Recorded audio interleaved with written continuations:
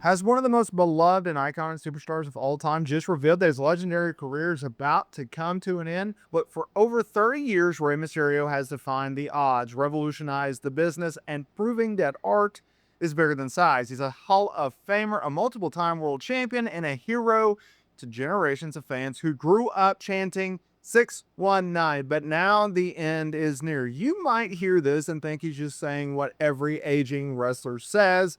You'd be wrong. He didn't just hint at it, he admitted he was on the verge of quitting completely until one thing, or rather one person, gave him second wind. Because in a brand new candid interview, Rey Mysterio revealed how close he is to retirement, what's keeping him going, and what it will take for him to finally tap out for good. All that and more in today's video. In an era defined by legendary farewells, another icon in Rey Mysterio is preparing to take his final bow. We've seen Sting having a fantastic send-off in AEW, Goldberg at Saturday Night's Main Event, and obviously John Cena is in the middle of a year-long retirement tour. The wrestling world is starting to become more accustomed to saying goodbye to its heroes or its bad guys at a time where we grew up with all these guys, right? Now, the ultimate underdog in Rey Mysterio, he could be next because the end is near. The WWE Hall of Famer has confirmed that the end of his incomparable career is fastly approaching.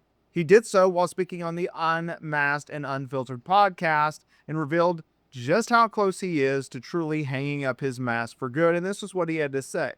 Oh, it's definitely really close. It's really close. But at the same time, I'm so motivated.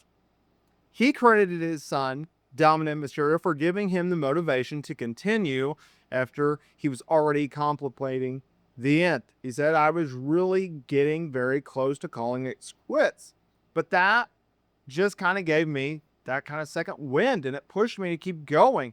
To be honest, I know I'm going to still enjoy it when I'm retired, but I'm going to have to tap out. I still love what I do and always have.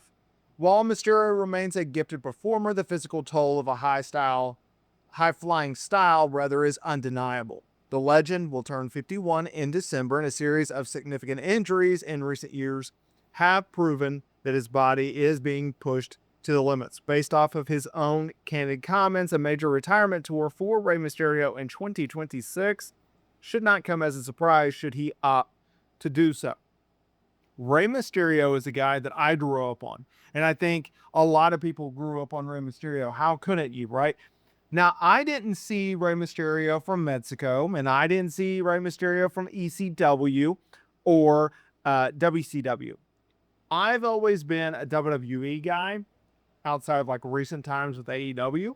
And so when I think of Rey Mysterio, I think of 2002 and on. I remember Rey Mysterio, like I could not wait for SmackDown the following week when he made his in-ring debut at SummerSlam when he worked Kurt Angle.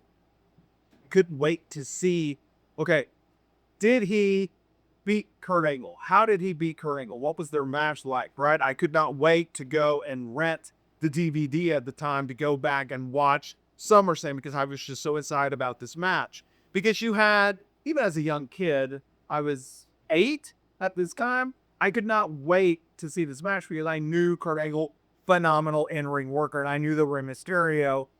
I had seen, the vignettes and the highlights and the real clips and all that, hyping and promoting his eventual WWE in-ring debut.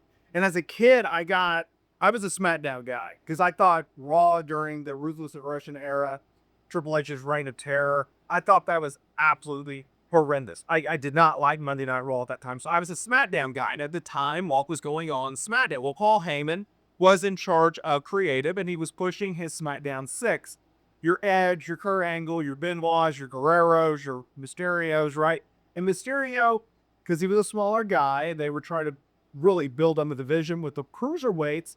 They used him as an anchor for the cruiserweight division and really tried to get other stars over by working with Rey Mysterio, by teaming with Rey Mysterio, by having him feud with Rey Mysterio, and really try to build up the prestige of the cruiserweight title because Rey was just so good. But there was a few things holding him back because as a kid and being a Rey Mysterio fan, I was always like, the Cruiserweight title is great. He's having all these good matches, but like, when is he going to go wrestle The Undertaker? When is he going to go wrestle this name and that name? These legendary, these high profile, the main event guys, right? The World Heavyweight Championship or the WWE Championship. When is he going to go after that? And that was an idea and something in which I had thought about and thought about. And finally, we got to the point where after all of the injuries, after all of the debate about his size and whether he was a worthy world champion, we got to 2006. Now, unfortunately, by the time that we rolled around to the Royal Rumble of 2006 and just months prior to WrestleMania, we had an unfortunate death in the way of Eddie Guerrero, right? And that did help Reign get to the main event level. Unfortunately, though, WWE didn't take his world title reign very seriously. He was not booked as a top guy, even in the lead up.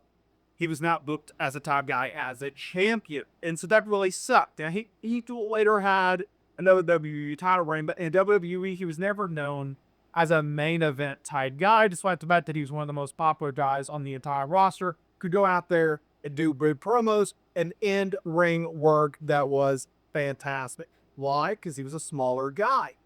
But I could also make the argument that Rey Mysterio was actually bigger than the title, and there are certain talents who are just simply bigger than the title. I look at guys like The Undertaker and Andre the Giant and Randy Savage and even a Brock Lesnar, or in recent times a Drew McIntyre or a CM Punk or a Becky Lynch, where they just don't need the world title to keep their marquee, to keep their name recognition, to drawing power and star power, everything that comes with that. They just don't need it. And so if that's the case, well then, hey, hands off, you don't need to give them the title. At that time, that's what Rey Mysterio was. He was a guy that did not need the title.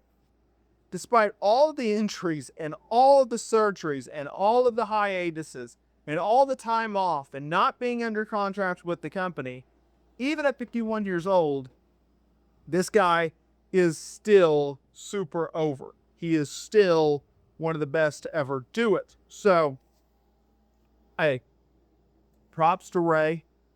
Props to Rey for doing what you got to do to see what they could do next with Rey in his legendary career. That's what I would say. Just keep all that in mind. Keep that at the top of your focus. But Rey Mysterio is no doubt a Hall of Famer, legendary dude, and I cannot wait to see what's next for him. Hopefully, that doesn't include a tag team title run with Dominik Mysterio. Ain't nobody want to see that.